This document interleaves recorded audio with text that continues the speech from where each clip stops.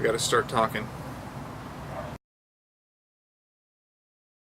Alright, welcome to the first episode of Toward Optimism. I'm your host, The Optimist, and this is a show about how to have a just perfect everything. This is a show about how to have a perfect life, perfect job, perfect relationships, how to be rich and loved by everyone, have all the amenities you could ever want.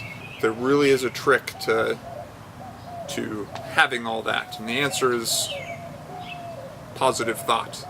Alright, so I might be exaggerating a little bit. I can't actually give you all of that. But I do believe that positive thinking is a powerful thing. It really shapes how we perceive the world around us, and it motivates us toward making a better future for ourselves.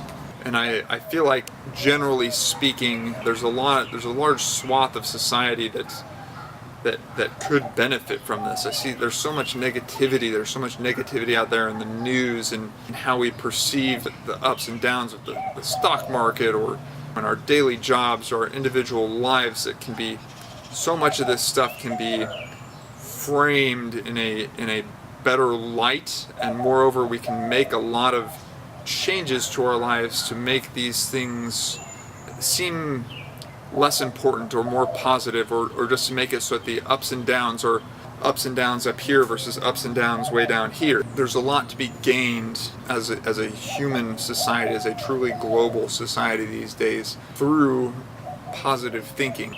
And that really is, that's kind of what this channel is actually all about, right? I want to take a look at some of the things in society that are old or outdated, or could be thought about in a different way, that would benefit people, that would free people up of some of the mundaneness and this like old school thinking that no longer applies, and really, hopefully encourage people and free people to pursue their better selves and go out and make a difference in the world. And so with that, the positive thought for today, as you may have figured out from the trite quote at the beginning, is we're going to be talking about spheres of influence. What differences can you, one insignificant human out of however many 7-ish billion human beings on the earth, or if you want to look at it on an even larger scale, one little bitty whirlpool of order in a massive, indifferent, entropic universe.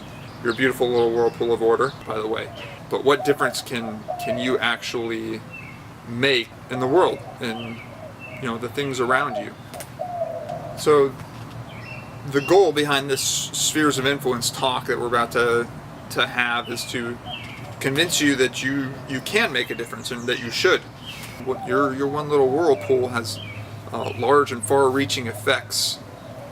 So why talk about this at all? Why bother expounding upon something that maybe some people find obvious, maybe some people don't, or haven't realized yet?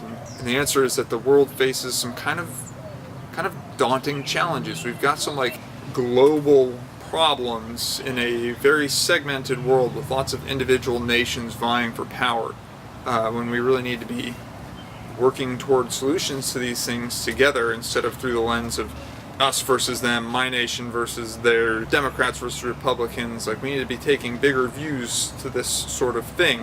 When you talk to people about these sorts of things, you frequently get this ostrich head in the sand type response.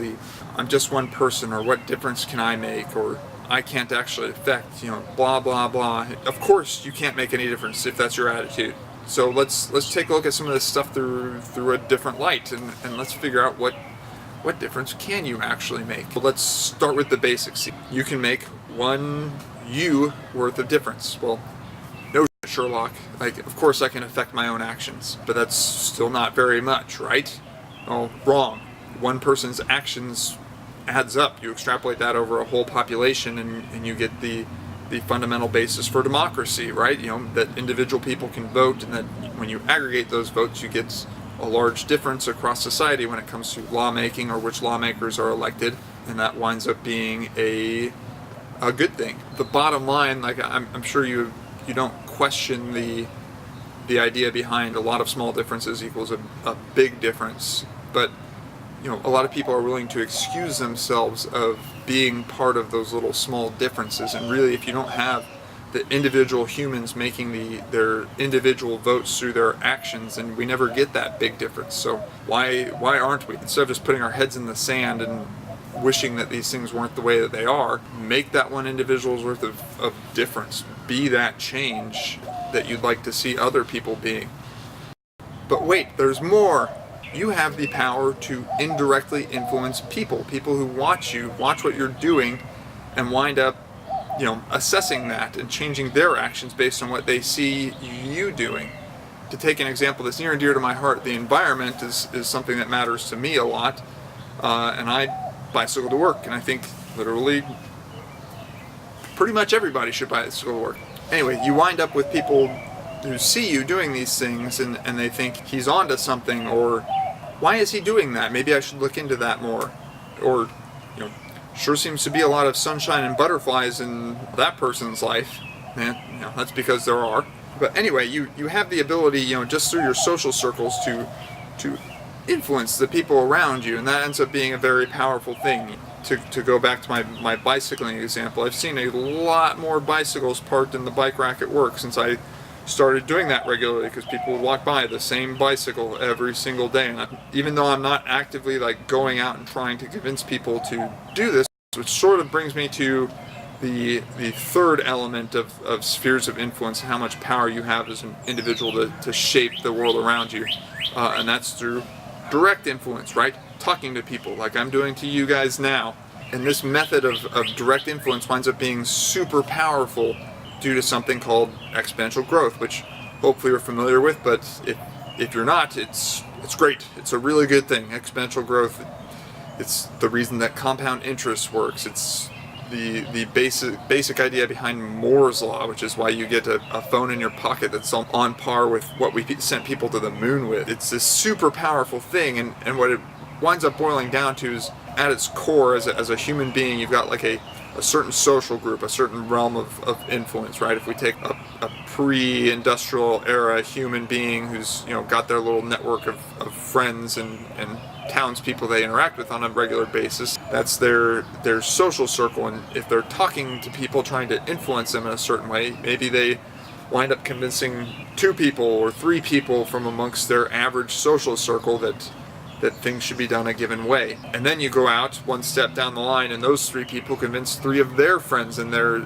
different social circle, and those 9 people convince 3 of their friends. You wind up with this 3 to the power of n iterations that grows very quickly and lets people influence a lot of the population around them. And when you then extrapolate that from the pre-industrial era, like 19th century word of mouth type influence, into a modern era where we've got things like YouTube and Facebook and social media of all different kinds, what you wind up with is the base of this exponential growth. Instead of being 3 people to the nth power, it winds up being a couple hundred people to the nth power, or a couple thousand people to the nth power, and you wind up being able to reach a huge swath of individuals in a very expeditious time frame with your ideas. And that's a super liberating, super powerful thing when it's used for good. So on that note, now that I've hopefully convinced you that you do have a lot of power to address some of these challenging problems that we have in the world, I would leave you with a homework assignment, which is to pick one of these problems that matters to you, right? Pick something that you consider to be a big problem in the world that needs addressing, and go out and just do that most basic level of influence. Just vote with your actions. Do something to address that problem. If it's hunger or poverty, go and volunteer for an hour. Tell your friends if you want to. Go donate to a homeless shelter. Donate to a food kitchen. Or to take my pet subject, global warming. Bicycle to work one day this week. Choose a more efficient method of getting to work. Carpool with somebody. Take mass transit. Take the more fuel efficient of your 2 cars, even if you like driving the truck more. But anyway, that's the homework assignment for this week. So go out, exert your 1 human worth of influence, vote through your actions, and let's see if we can get a lot of people doing this and starting to make some of these societal changes that can address the big problems that we have in the world.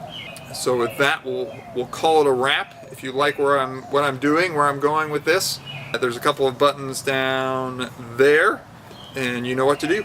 So thanks. We'll see you next time.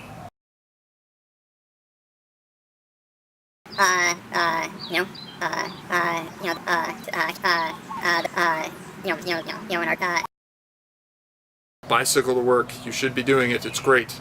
It really is.